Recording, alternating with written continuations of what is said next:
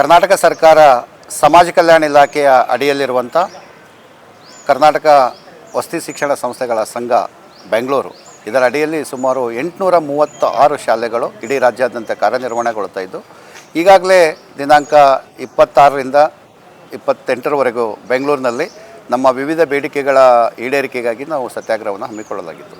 ಇಲ್ಲಿ ಒಂದು ಮೂಲ ಉದ್ದೇಶ ನಾವು ಅರ್ಥ ಮಾಡ್ಕೊಳ್ತಾ ಇಲ್ಲ. ಸರ್ಕಾರ ಏನಿದೆ ಅಂದರೆ ಗ್ರಾಮೀಣ ಪ್ರದೇಶದ ಪ್ರತಿಭಾವಂತ ಬಡ ದೀನ ದಲಿತ ಹಿಂದುಳಿದ ವರ್ಗ ಅಲ್ಪಸಂಖ್ಯಾತರ ವಿದ್ಯಾರ್ಥಿಗಳ ಶೈಕ್ಷಣಿಕ ಪ್ರಗತಿಗಾಗಿ ಇವತ್ತು ಸರ್ಕಾರದಿಂದ ಉಚಿತ ಸೌಲಭ್ಯಗಳನ್ನು ನೀಡಿ ಕೋಟ್ಯಾಂತರ ರೂಪಾಯಿಗಳನ್ನು ಆ ಮಕ್ಕಳಿಗಾಗಿ ಇವತ್ತು ನಿಗದಿಪಡಿಸಿ ಉಚಿತವಾಗಿ ಶಿಕ್ಷಣ ನೀಡ್ತಾ ಇದ್ದಾರೆ. ಇದು ಭಾಳ ಒಳ್ಳೆಯ ಇದು.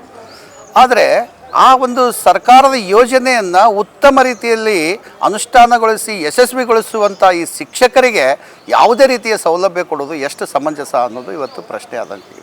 ಸುಮಾರು 94-95ರಿಂದ ಇಲ್ಲಿವರೆಗೂ ಕಾರ್ಯನಿರ್ವಹಣೆಗೊಳ್ತಾ ಇರುವಂಥ ಈ ಶಾಲೆಗಳು ವಿವಿಧ ಹಂತದಲ್ಲಿ ಬದಲಾವಣೆಗಳನ್ನು ಮಾಡಿ ಇವತ್ತು ಶಾಲೆಗಳು ಪ್ರತಿಷ್ಠಿತ ಶಾಲೆಗಳು ಎನಿಸ್ಕೊಂಡಿದೆ. ಖಾಸಗಿ ಸಂಸ್ಥೆಗಳನ್ನು ಮೀರಿ ಕೂಡ ಉತ್ತಮವಾದ ಫಲಿತಾಂಶ ಕೊಡ್ತಾ ಇರೋದು ಇವತ್ತು ವಸತಿ ಶಿಕ್ಷಣ ಸಂಸ್ಥೆಗಳ ಸಂಘದ Morarji Desai, Kittur Rani Chennamma, doctor B R Ambedkar ವಸತಿ ಶಾಲೆಗಳಾಗಿವೆ. ಆದರೆ ನಮಗಿಲ್ಲಿ ಭಾಳ ಶೋಷಣೆ ಏನಂತ ಹೇಳಿದ್ರೆ ನಾವೆಲ್ಲರೂ ಒಂದು ಉತ್ತಮವಾದ ರೀತಿಯ ವಿವಿಧ ನೇಮಕಾತಿ ಪ್ರಾಧಿಕಾರದಿಂದ ಆಯ್ಕೆಗೊಂಡು ಸರ್ಕಾರದ ನಿಯಮಾವಳಿಗಳಲ್ಲಿ ನಾವು ನೇಮಕಾತಿಗೊಂಡರೂ ಕೂಡ ನಾವು ಇವತ್ತಿನವರೆಗೂ ಸರ್ಕಾರಿ ನೌಕರ ಅಲ್ಲ ಅನ್ನೋದು ನಮಗೆ ಭಾಳ ಕೊರಗು ಕಾಣ್ತಾ ಇದೆ. ಸೊ ಯಾಕೆ ನಾವು ಇದು ನಿರ್ದೇಶನಾಲಯ ಮಾಡಬೇಕು ಅಂತ ಹೇಳಿದ್ರೆ ನಮ್ಮ ಒಂದು ನಿರ್ದೇಶನಾಲಯ ಆದರೆ ಇತರ ಸರ್ಕಾರಿ ನೌಕರಿಗೆ ಸಿಗುವ ಸವಲತ್ತುಗಳು ಎಲ್ಲವೂ ನಮಗೆ ಸಿಗುತ್ತೆ ಅನ್ನುವಂಥದ್ದು. ಯಾಕೆ ಅಂತ ಹೇಳಿದ್ರೆ ನಮಗೆ KJD ಇಲ್ಲ, DCRG ಇಲ್ಲ, ಮೆಡಿಕಲ್ ಅಲೌನ್ಸ್ ಕೇಳಿದ್ರೆ ನಮಗೆ ಜ್ಯೋತಿ ಸಂಜೀವನಿ ಭಾಗ್ಯ ಸಿಗೋದಿಲ್ಲ. ಆಮೇಲೆ ದಿನದ 24 ಗಂಟೆಗಳು ಶಾಲಾ ಶಿಕ್ಷಣ ಇಲಾಖೆಯಲ್ಲಿ ಬೆಳಗ್ಗೆ 9 ಗಂಟೆಯಿಂದ 5 ಗಂಟೆ ಕೆಲಸ ಮಾಡೋರಿಗೆ ಕೊಡುವಂಥ ಸಂಬಳನೇ ನಮಗೆ ಕೊಡ್ತಾ ಇದ್ದಾರೆ. ಆದರೆ ನಾವು ದಿನದ 24 ಗಂಟೆಗಳ ಕಾಲ ಮಕ್ಕಳ ಜೊತೆಯಲ್ಲಿ ಪಾಲಕರಾಗಿ, ಪೋಷಕರಾಗಿ ಮತ್ತು ಬೋಧಕರಾಗಿ ನಾವು ಕರ್ತವ್ಯ ನಿರ್ವಹಿಸ್ತಾ ಇದ್ದೀವಿ.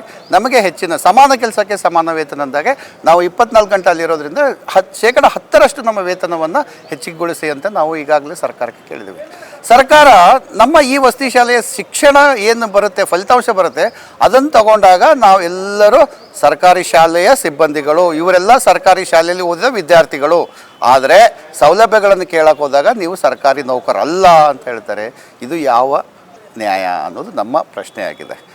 यहाँ हम कर्नाटका सरकार के जो सोशल वेलफेयर डिपार्टमेंट के अंदर कर्नाटका रेसिडेंशियल स्कूल सोसाइटी के अंदर जो हम काम कर रहे हैं, यहाँ काम करने वाले टीचर्स को जो है जो बेसिक फैसिलिटीज़ है जो गवर्नमेंट सर्वेंट्स को मिलते हैं, वो गवर्नमेंट सर्वेंट को जो फैसिलिटीज़ मिल रहे हैं वो रेसिडेंशियल स्कूल के जो टीचर्स है और नॉन टीचिंग स्टाफ है इनको नहीं मिल रहा है.